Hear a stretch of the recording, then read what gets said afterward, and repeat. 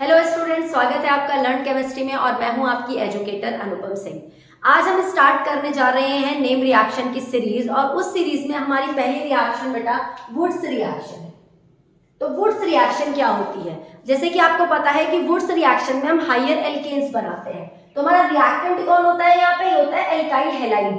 Alkyl halide के हम दो मॉलिक्यूल लेते हैं, सोडियम मेटल के साथ रिएक्ट कराते हैं, ड्राई ईथर की प्रेजेंस में ये रिएक्शन होती है और हमें हायर एल्केन्स मिलते हैं। तो पहली बात आप क्या ध्यान रखेंगे कि रिएक्टेंट कौन है? यहाँ पे एल्काइल हैलाइड है। बनता क्या है? हायर एल्केन बनते हैं।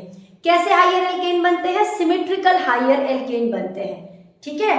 और उसके बाद जब हम इसके मैकेनिज्म की बात करते हैं, तो जब हम मैकेनिज्म की बात करते हैं तो उसमें बात आती है कि ये रिएक्शन कौन से इंटरमीडिएट के वाया होती है। मैकेनिज्म हम क्यों पढ़ रहे हैं किसी भी रिएक्शन का? हम ये देखने के लिए पढ़ रहे हैं कि रिएक्शन किस किस स्टेप में होती है।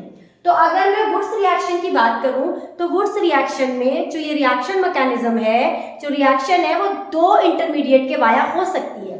ये फ्री रेडिकल के वाया भी हो सकती है और वाया कार्बन एनायन भी हो सकती है। तो हम इस रिएक्शन को देखते हैं। पहले हम फ्री रेडिकल के वाया देखेंगे कि इसमें क्या क्या स्टेप होंगे। फर्स्ट स्टेप में जो हमने सोडियम मेटल लिया था उसके हमने दो एटम लिए थे, तो वो जो दो एटम है वो आयन में कन्वर्ट हो जाएंगे। आपको पता है कि sodium is a highly reactive metal और स्ट्रांगली इलेक्ट्रोपॉजिटिव होने की वजह से क्या करेगा? कैटायन बना देगा और दो इलेक्ट्रॉन रिलीज कर देगा। अब ये दो इलेक्ट्रॉन हमारा जो एल्काइल हैलाइड है जिसके हमने दो मॉलिक्यूल लिए हैं उसके साथ रिएक्ट करता है। एल्काइल हैलाइड आपको पता है पोलर होता है नेचर में, कोवेलेंट बॉन्ड है, हाईली इलेक्ट्रोनेगेटिव, यहाँ पर हेलोजन जुड़ी हुई है तो इसके अंदर पोलैरिटी है। हेलोजन के ऊपर पार्शियल नेगेटिव चार्ज होता है और जो एल्काइल वाला जो पार्ट है, हमारा जो कार्बन वाला पार्ट है, उसके ऊपर स्लाइटली पॉजिटिव चार्ज होता है। तो जब ये टू इलेक्ट्रॉन इसके ऊपर अटैक करते हैं RX के ऊपर, तो जो X being a highly electronegative electron को एक्सेप्ट कर लेता है और खुद क्या बना देता है कि एनायन बना देता है। आप कह सकते हैं कि एज अ लीविंग ग्रुप काम करता है, लीव कर देता है, एल्काइल हैलाइड में से निकल जाता है बाहर और हमें क्या मिल जाते हैं? क्योंकि हमने दो मॉलिक्यूल लिए थे एल्काइल हैलाइड के, तो हमें दो ही फ्री रेडिकल मिल जाते हैं। क्या मिलते हैं बेटा? दो फ्री रेडिकल मिलते हैं। तो ये हमें फ्री रेडिकल मिले। तो इस रिएक्शन में फ्री रेडिकल बने। अब जो रिएक्शन है फर्दर वो फ्री रेडिकल के वाया होगी, इसलिए यहाँ पर रिएक्शन इंटरमीडिएट कौन है? Free radical is a reaction intermediate. चलिए, अब जो ये दो फ्री रेडिकल हमें मिले हैं, ये दोनों फ्री रेडिकल क्या करेंगे? आपस में जुड़कर स्टेबल होकर क्या बना देंगे? सिमेट्रिकल एल्केन बना देंगे, हायर एल्केन बना देंगे। तो ये जो मैकेनिज्म था वो वाया फ्री रेडिकल हुआ, जिसमें कि रिएक्शन इंटरमीडिएट क्या था बेटा? फ्री रेडिकल था। चलिए, अब हम नेक्स्ट देखते हैं। अगर रिएक्शन इंटरमीडिएट कार्बन एनायन बन जाए तब रिएक्शन कैसे होगी? तो बिल्कुल वैसे ही कि जो सोडियम है, जैसे कि हमने उस पहले वाले स्टेप में किया था। पहले स्टेप में वही होगा कि सोडियम बीइंग इलेक्ट्रोपॉजिटिव कैटायन में कन्वर्ट हो जाएगा और दो इलेक्ट्रॉन रिलीज कर देगा। कैटायन बना दिया, दो इलेक्ट्रॉन इसने रिलीज कर दिए। अब ये दो इलेक्ट्रॉन फिर से किसके पास जाएंगे? एक मॉलिक्यूल ऑफ एल्काइल हैलाइड के साथ जाएंगे। बेटा डिफरेंस देखो, वहां दो मॉलिक्यूल के साथ जा रहे थे वो, यहाँ पे एक मॉलिक्यूल के साथ पहले इलेक्ट्रॉन जाएगा। अब जब ये एक मॉलिक्यूल के साथ जाएगा, हमें पता है कि ये वाला बॉन्ड कैसा है? ये वाला बॉन्ड पोलर है। पोलर होने की वजह से X being a highly electronegative इस इलेक्ट्रॉन को एक्सेप्ट करके एनायन बना देगा और फ्री रेडिकल बाहर निकल जाएगा। अब जो ये फ्री रेडिकल है, क्योंकि यहाँ पर हमने दो सोडियम के मेटल के दो एटम लिए थे, सोडियम मेटल के हमने दो एटम लिए तो उसने दो इलेक्ट्रॉन रिलीज किए थे। एक इलेक्ट्रॉन तो हमने पहले यूज कर लिया। अब जो दूसरा इलेक्ट्रॉन है वो फर्दर इस फ्री रेडिकल पर अटैक करेगा और ये फ्री रेडिकल, क्योंकि इसके पास एक अनपेयर्ड इलेक्ट्रॉन था, अपने इलेक्ट्रॉन को पेयर कर लेगा तो इसके ऊपर नेगेटिव चार्ज आ जाएगा और बना देगा कार्बन एनायन। अब जो रिएक्शन होगी वो कार्बन एनायन के वाया होगी। तो यहाँ पर रिएक्शन इंटरमीडिएट कौन है? कार्बन एनायन है।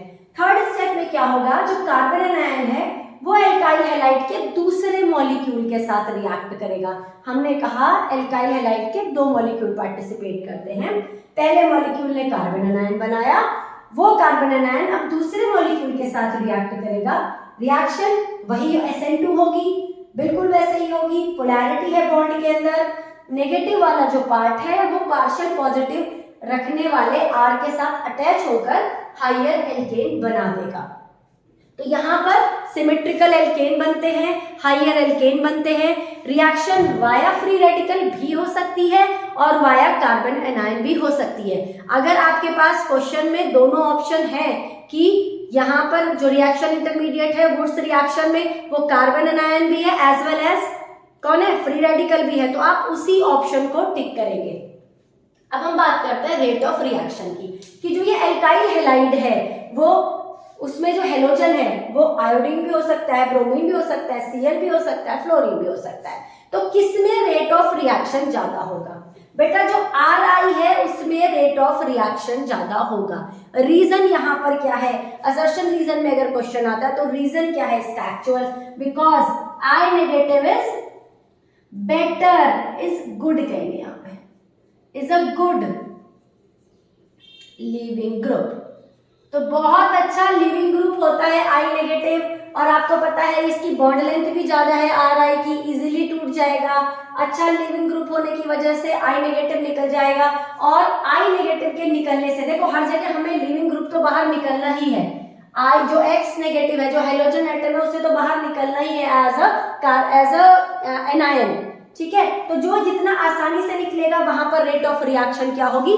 ज्यादा होगी। तो वुड्स रिएक्शन में जो इंपॉर्टेंट पॉइंट्स हैं वो क्या है? Reactant is alkyl halide, product is higher alkane. Higher alkane जो बनेंगे वो कैसे होंगे? सिमेट्रिकल होंगे नेचर में। रिएक्शन इरिवर्सिबल होती है, ड्राई ईथर की प्रेजेंस में होती है। सोडियम मेटल पार्टिसिपेट करता है रिएक्शन में। रिएक्शन इंटरमीडिएट दोनों हो सकते हैं, फ्री रेडिकल भी और कार्बन एनायन भी। तो it's all about this Wurtz reaction. बेटा इस रिएक्शन का जितना इंपॉर्टेंट ये रिएक्शन है उतनी ही इंपॉर्टेंट इसका मैकेनिज्म भी है। और एक बात हमेशा याद रखेंगे, जब भी आप कन्वर्जन कर रहे हैं तो ये रिएक्शन बहुत काम आती है। जब भी आपको कार्बन नंबर इंक्रीज करने हैं, आपके पास एक कार्बन वाला कंपाउंड है, आपको 2 कार्बन वाला कंपाउंड बनाना है ड्यूरिंग द कन्वर्जन, तो आप वुड्स रिएक्शन वहां पर यूज कर सकते हैं। इसलिए ये रिएक्शन बहुत यूजफुल होती है। तो आप बेटा पढ़ते रहिए और ऐसे ही बढ़ते रहिए। Thank you so much.